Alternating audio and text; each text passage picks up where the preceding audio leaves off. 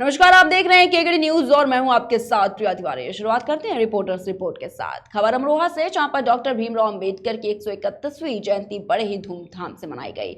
अमरोहा के सहेलिया गांव में सभी गांव वासियों ने मिलकर कार्यक्रम की तैयारियां की। इस कार्यक्रम में गांव वासियों को बाबा साहब के संघर्ष और उनकी नीतियों पर चलने का संकल्प दिलाया गया।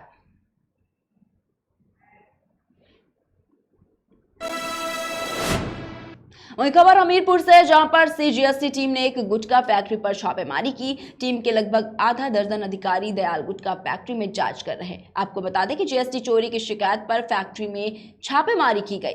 टीम लगभग 18 घंटे से फैक्ट्री के अंदर जांच में जुटी रही और टीम ने 6,31,11,800 रुपए बरामद किए। वहीं जीएसटी आयुक्त कानपुर की केंद्रीय शाखा के उच्च अधिकारियों ने प्रेस नोट जारी कर इसकी जानकारी दी। आपको बता दें कि गुटखा फैक्ट्री थाना सुमेरपुर में स्थित है।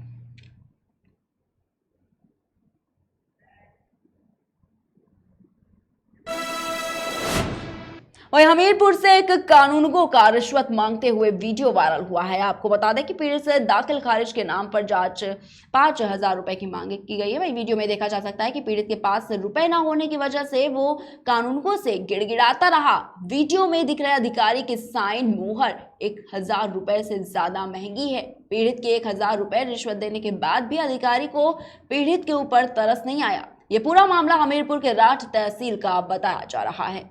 नहीं हो पाएगा।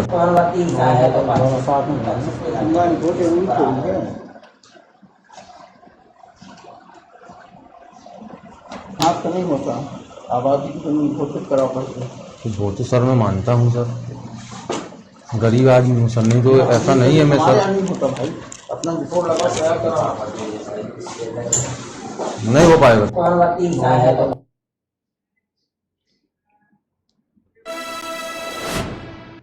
वहीं दिल्ली से सटे गाजियाबाद के थाना लोनी क्षेत्र में एक युवक की हत्या कर शव को पेड़ पर टांग दिया गया, जिससे लगे कि युवक ने आत्महत्या की है। लेकिन लोनी पुलिस ने गहनता से जांच करते हुए आरोपी को गिरफ्तार किया है।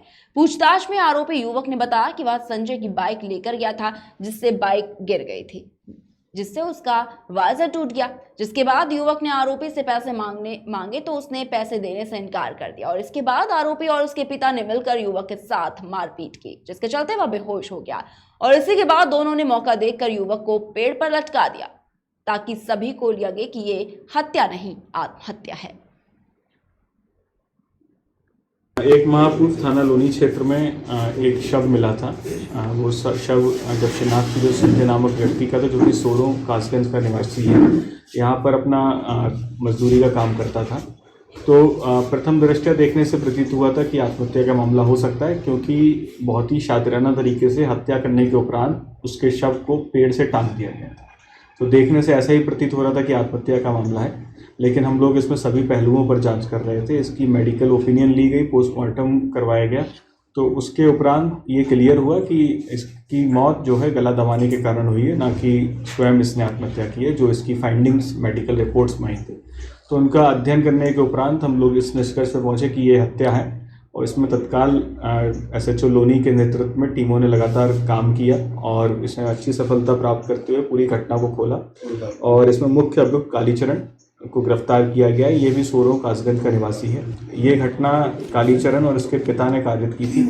इनके मध्य में कुछ विवाद था। उस विवाद को लेकर एक दिन इन्होंने साथ में बैठ के शराब पी और वहाँ पर इनके बीच में लड़ाई झगड़ा हुआ और क्योंकि पूर्व से विवाद था एक मोटरसाइकिल के टूटने को लेके, तो उसके बाद दोनों पिता पुत्र ने बुरी तरह से इसको मारा पीटा और इसको बेल्टों से मारा और फिर मारने के उपरांत दोनों ने इसका गला दबा के इसकी मृत्यु कारित की। तो इसको कालीचरण को गिरफ्तार कर लिया गया है। इसके पिता की गिरफ्तारी के प्रयास किए जा रहे हैं। हम लोग प्रयास करेंगे कि इसमें कठोर कारण सर।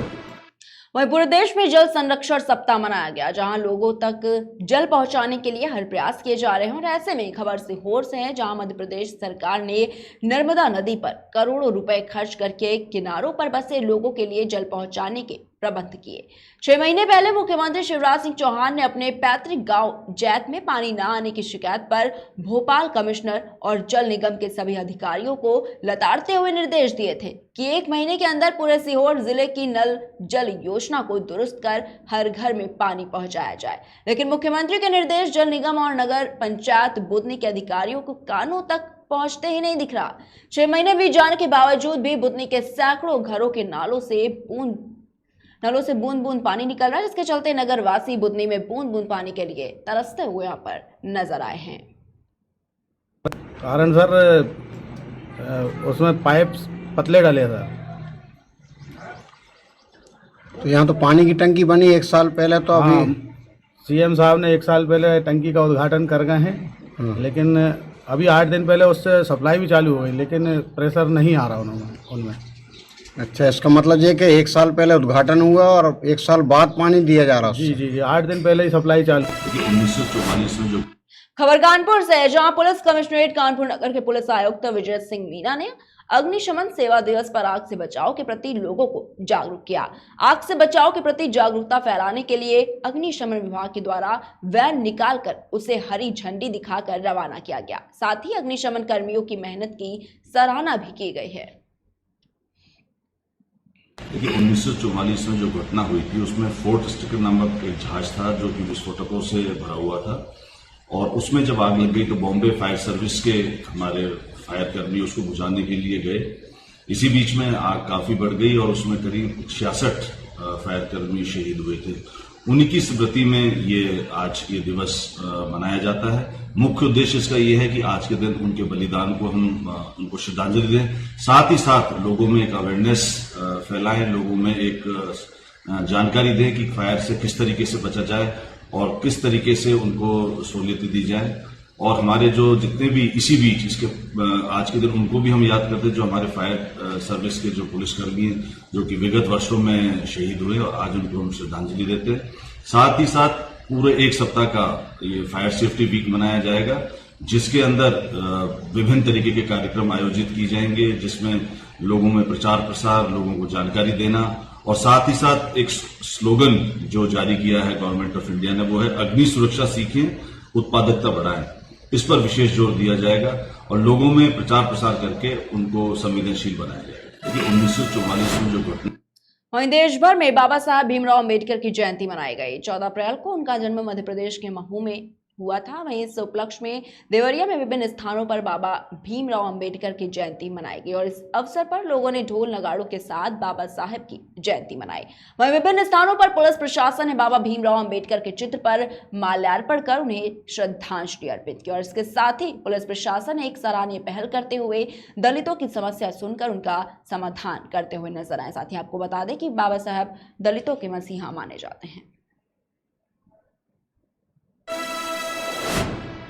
और देवरिया में डॉक्टर भीमराव अंबेडकर की जयंती के अवसर पर जिले के समस्त थानों पर डॉक्टर भीमराव अंबेडकर की जयंती बड़े ही हर्षोल्लास के साथ मनाई गई, जहां पर पुलिस अधिकारियों और कर्मचारियों ने डॉक्टर भीमराव अंबेडकर की प्रतिमा पर पुष्प अर्पित किए और इसके अलावा इस कार्यक्रम में डॉक्टर भीमराव अंबेडकर की जीवन शैली पर भी प्रकाश डाला गया और लोगों को उनके मार्ग पर चलने के लिए प्रेरित किया गया।